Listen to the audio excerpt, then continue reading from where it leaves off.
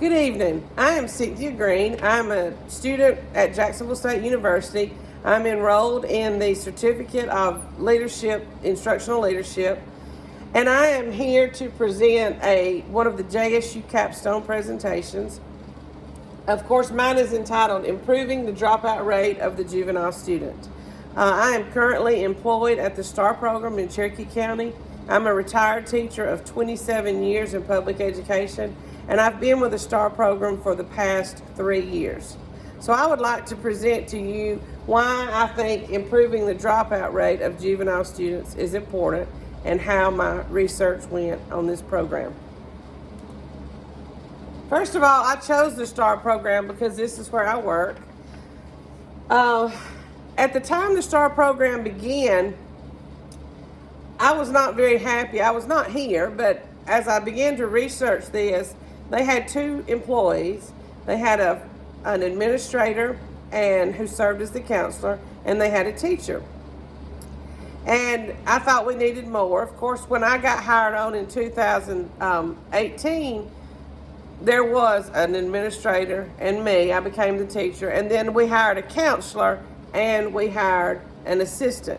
So we had more faculty. The students also only stayed 3 months at the time that the program began, which I thought they should serve longer. The students were mostly picked up too at a later age. The STAR program, though, let me tell you a little bit about it. We pick up any students that's committed some kind of crime, whether it is at school or at home. It can be on drugs, it can be domestic violence, it can be truancy. The parents can call it in, or it can be something that a law officer found and had them arrested. The students are low or medium risk students. They are ages 12 to 17, male or female. When the program began, we didn't always pick up the younger kids, 12 and 13. We mostly focused on the 15, 16, and 17-year-olds.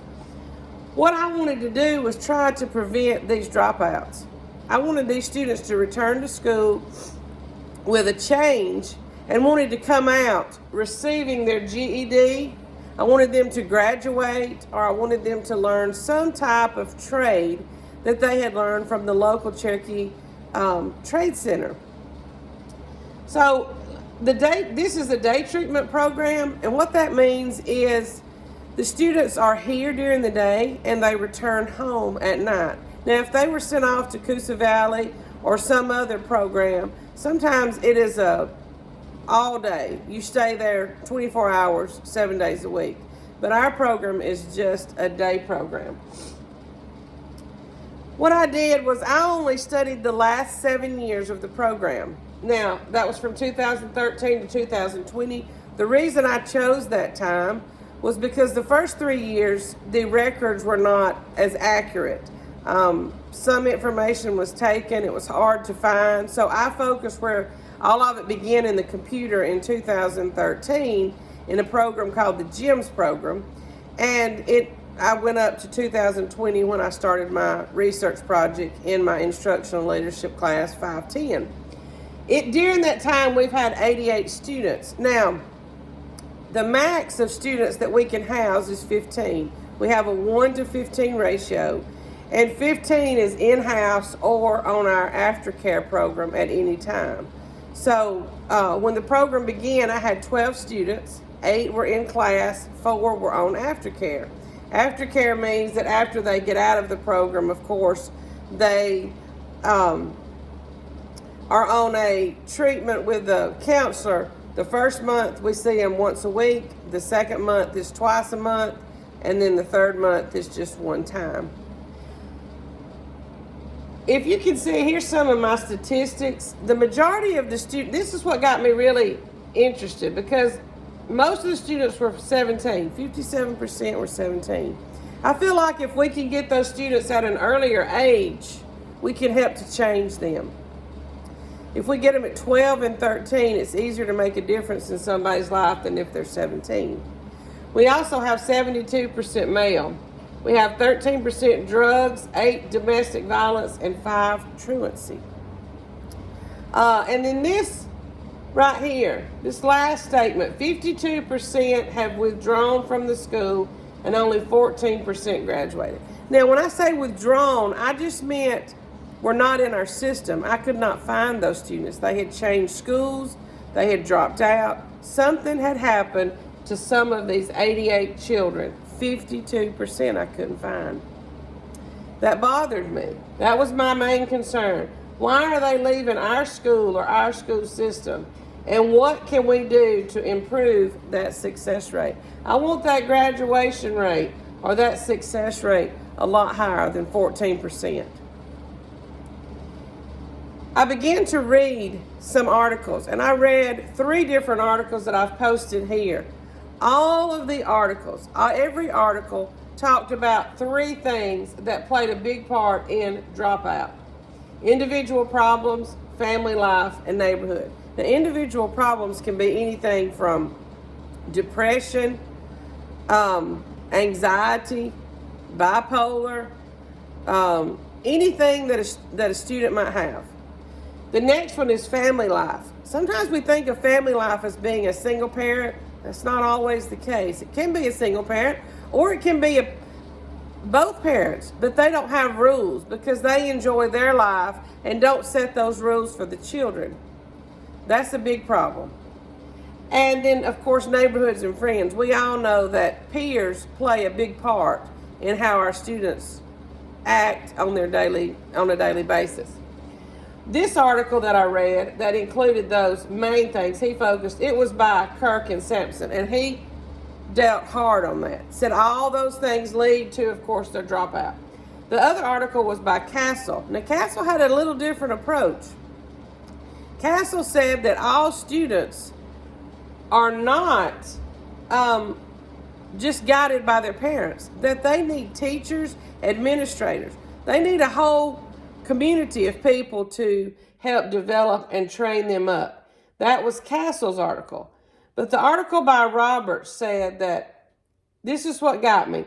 He said the sooner you can deal with the problems, the greater the chances are that they will not drop out.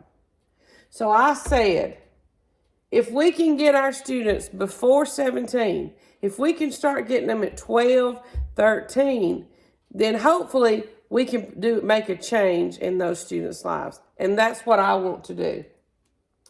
So, like I said, I took data over the last 7 years from a GEMS report. I wrote a letter to our JPO, who is the Juvenile Probation Officer, Mr. Honecker. I asked him, could I use the students' information? I would not give out names. I would not give out things that would be related to or harm their, cause a problem with FERPA and be on their individual information. I would share my information when I finished with the judge, the administrator of our program, and the JPO. But what I wanted to do was I wanted our kids to make sure they served the full 6 months, no less. Don't get out for any special reasons. Plus do their 3 months aftercare.